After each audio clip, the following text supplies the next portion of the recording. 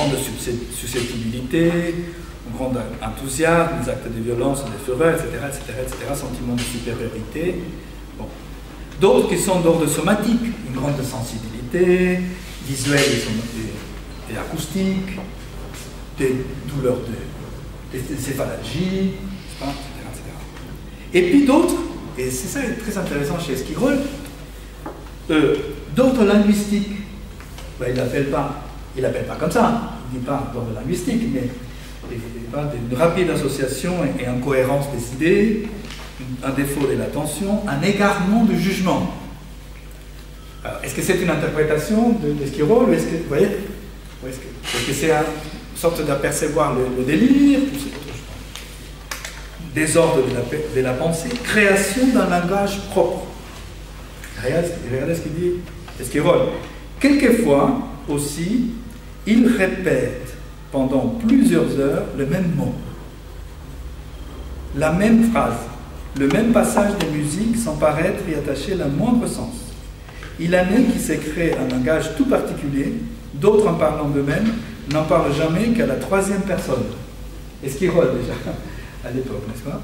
Fureur, et puis qu'est-ce qui se passe après? Il dit voilà, nous allons traiter du délire, mais d'une autre façon. Il dit il y a un état qui n'est pas celui purement des délires, mais un état que j'appelle de monomanie. Monomanie. Et là, nous avons peut-être une monomanie, c'est-à-dire un état qui soit indépendant du complexe délirant. Et c'est ça qui nous intéresse. Un état qui ne soit pas délirant. C'est pour ça qu'aujourd'hui, ce qui m'intéresse énormément, c'est de différencier la psychopathologie dans son ensemble, non pas tant simplement en termes des structures, névrose et psychose, mais dans une coupure comme ça, longitudinale, ou transversale. C'est transversal, c'est de dire que la psychopathologie dans son ensemble peut être déjà divisée en trois types d'expressions pathologiques. Un, c'est tout ce qui a à voir avec la pensée. Dans la psychose, le délire. Les fantasmes. C'est la pensée qui déconne à un moment donné. Deux, c'est les hallucinations, c'est-à-dire le rapport au signifiant, qui tout d'un coup devient libre, libéré, pas tout seul. Mais qui n'est pas forcément du délire, qui n'est pas du délire, c'est différent. Et trois, l'acte. L'acte qui n'est pas de la pensée, qui n'est pas du délire, qui n'est pas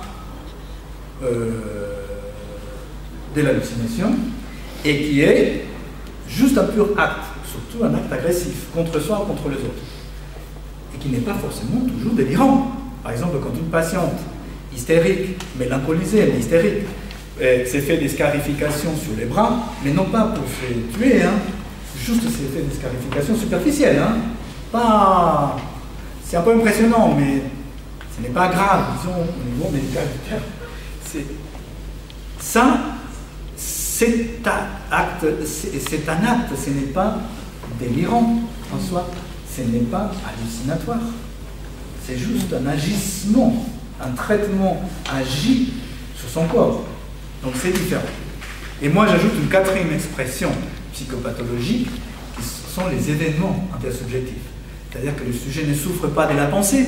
C'est-à-dire que dans la névrose obsessionnelle, par exemple, il y a la pensée, le sujet peut souffrir de la pensée, ou bien, des doutes, des culpabilités, etc. Dans l'hallucination ou dans les phénomènes somatiques, les événements du corps, peut souffrir de son corps ou des rapports signifiants. 3, peut souffrir des actes, tentatives de suicide, de scarification ou autres. Mais 4, il y a une autre expression possible, que le sujet ne souffre pas de ces 3 premiers, mais des événements qu'il crée avec les autres, qu'il fait créer avec les autres. Il s'est fait renvoyer, et il y a des accidents qui arrivent, des choses qui arrivent, vous voyez, des événements où il dit, mais je ne suis pour rien. Ce sont des choses qui peuvent être, et qui sont différentes à mon avis de l'acting out, mais bon, ça on verra. C'est un autre sujet. Donc, pour aller très vite, nous avons ensuite après Pinel, Esquirol, Broussais. Broussais, aussi dans veine-là va continuer l'idée de Pinel-Esquirol en parlant de l'irritation.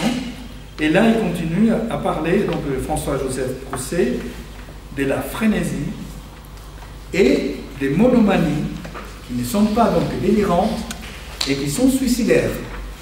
Juste, donc, un acte sans délire. C'est ça qui nous intéresse. Mais, qu'est-ce qui se passe à la moitié du 19e siècle? Il y a l'arrivée de Jean-Pierre Farré et de son rival Georges Baillarger. Et là, Farré père, Jean-Pierre, pas Jules, dit « La monomanie n'existait pas ». Et il a écrit un article qui s'appelle « De la non-existence de la monomanie ». Ça casse tout le travail de Esquirol. Et il s'intéresse aux intervalles lucides, aux intervalles libres, aux états intermédiaires. Bon. Là, il faut attendre quelques années pour qu'il arrive deux auteurs très intéressants, Cottard et Calban. Cottard, avec son syndrome que vous connaissez, n'est-ce pas? Les syndromes de Cottard, les délires de négation, n'est-ce pas? Vous connaissez? D'accord. L'hypocondrie morale, n'est-ce pas? Les syndromes de Cottard, c'est dans l'évolution de la psychose maniaco-dépressive. C'est qu'on arrive à un point où les sujets commencent à nier. Et ça c'est quelque chose qui a à voir avec la manie. Hein. La manie, dans la définition de la manie, il y a un négativisme absolu, radical, très important. Très important, très profond. La négativité, qui n'est pas l'opposition du petit enfant, quand il dit non, non, non, non, non, vous voyez, non, du petit enfant, c'est pas ça. C'est un autre type de négativité profonde, radicale. Mais Cottard, donc, c'est les délires de négation du sujet, commence à nier son existence, à nier la vie en lui, à nier les organes, à dire je n'ai pas de cerveau, je n'ai pas de ventre, je n'ai pas d'intestin, je n'ai pas de carte d'identité. Mais ce n'est pas pour autant un sans-papier, puisqu'être un sans-papier, c'est déjà presque un statut. Là, c'est rien. C'est, j'ai pas d'identité, je n'ai pas la mort. Si je n'ai pas la vie, j'ai pas la mort. Je suis immortel. Des hallucinations négatives. Ça aussi nous intéresse énormément. Et on sait que pour Freud, pour mieux comprendre l'hallucination positive, l'hallucination positive, c'est voir un objet là où il n'y avait pas. Percevoir un objet là où il n'y a pas. N'est-ce pas? De voir par exemple la Vierge Marie dans un endroit où normalement elle ne devrait pas y être, quoi. Dans une caverne par exemple. Ça ne va pas. N'est-ce pas? De voir la Vierge Marie là, et normalement, qu'est-ce qu'elle fait là? Ça peut être assimilé. Je ne dis pas que tous les gens qui ont vu la Vierge Marie, on ne sait jamais, mais ça pourrait être alors que l'hallucination négative, c'est exactement l'opposé. L'hallucination négative, c'est de ne pas percevoir là où il y a un objet. Par exemple, le sujet, n'est-ce pas, va devant son miroir pour se raser, et puis, il n'y a pas lui. Il ne se voit pas dans le miroir. Il n'y en a pas. N'est-ce pas? Vous avez par exemple une hallucination négative, très intéressant, ça m'intéresse énormément, chez Jean-Baptiste Grenouille, du parfum. Lui, il n'a pas d'odeur. Tous les gens sentent, et ils sentent très bien que les gens sentent. Mais lui, il ne sent pas. Il ne se sent pas lui non plus. Il y a une négation profonde, radicale de la vie.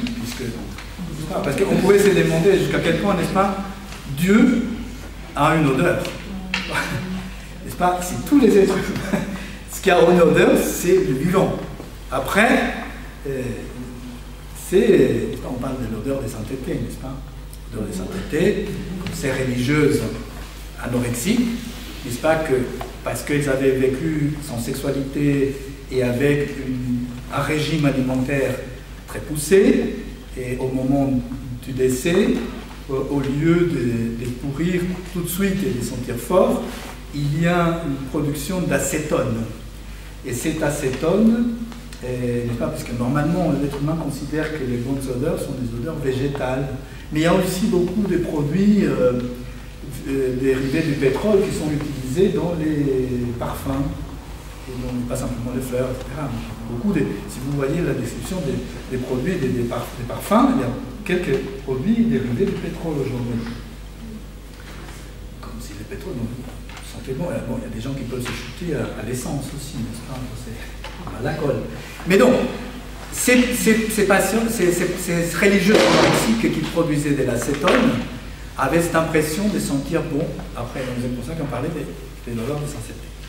Et donc, on arrive à Calbin qui nous parle, donc ça c'est le syndrome de Cotard grosso modo, et nous avons Calbin qui nous parle d'un négativisme dans l'acte, et nous parle de deux choses. C'est magnifique, Karl Calbin. Et Karl Calbin, c'était quelqu'un qui n'avait pas un poste populaire à l'université, c'était quelqu'un de libre et qui faisait sa recherche, et qui était... et Kreplin s'est appuyé sur lui, beaucoup. Alors, lui, il parle de deux choses. La verbigération et la fuite des idées. Donc la fuite des idées, nous savons, c'est un peu comme le passage du coq à l'âne, n'est-ce pas? Arriver d'une idée à une autre, où il y a parfois on peut s'intéresser à des mots qui sont, par exemple la fin, la dernière syllabe de la dernière phrase, du dernier mot, qui est repris dans la première syllabe du prochain mot. Et hop, on passe à une autre série d'idées. Je me suis, par exemple, avec quelques patients, j'avais notamment une patiente paralysée, on avait établi une sorte de jeu, des tests de jeu. Je disais, je dis un mot, et vous allez dire un mot. Après, je dis un mot, et puis vous dites un autre mot. Et donc, je dis un mot, et puis elle disait un mot. Par exemple, craie, tableau, écriture, pas, des choses comme ça. Jusqu'à un moment donné où c'était par exemple les profs, les tableaux, la craie, hein, et à un moment donné, elle me sort cimetière. Ah, ça va pas. Pourquoi pas? Mais, parce que je me suis... Alors, pourquoi vous êtes arrivé à cimetière? Alors que vous parlez j'aurais pu parler des chaises, des tables, d'autres choses. Université, école, je ne sais pas. Vous dites cimetière. Parce que, à une époque, il y a une histoire avec mon prof qui avait en face du cimetière où nous habitons. Donc il y a toujours les mots qui ont rapport à la mort, qui sont des mots qui sont chargés, qui sont là. Bon. Et donc la verbigération dont parle Calbin, c'est la logorée pathétique, qui est une pulsion à déclamer. Et que tout cela va ensemble avec l'arrêt de... On va terminer très vite, bientôt.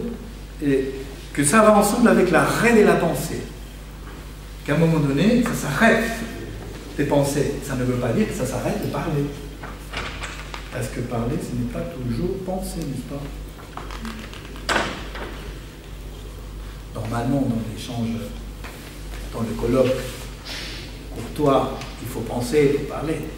Si on disait tout ce qu'on comprendrait pas. Mais là, parfois, on peut parler sans, n'est-ce pas? Réfléchir sans penser, Parfois, on peut parler sans penser. Mais donc, tout ça, c'est la verbigération, la fuite des idées, l'arrêt de la pensée, qui va être utilisé, et donc, notamment là, nous avons l'idée du mot inducteur, pour construire les diagnostics des manies.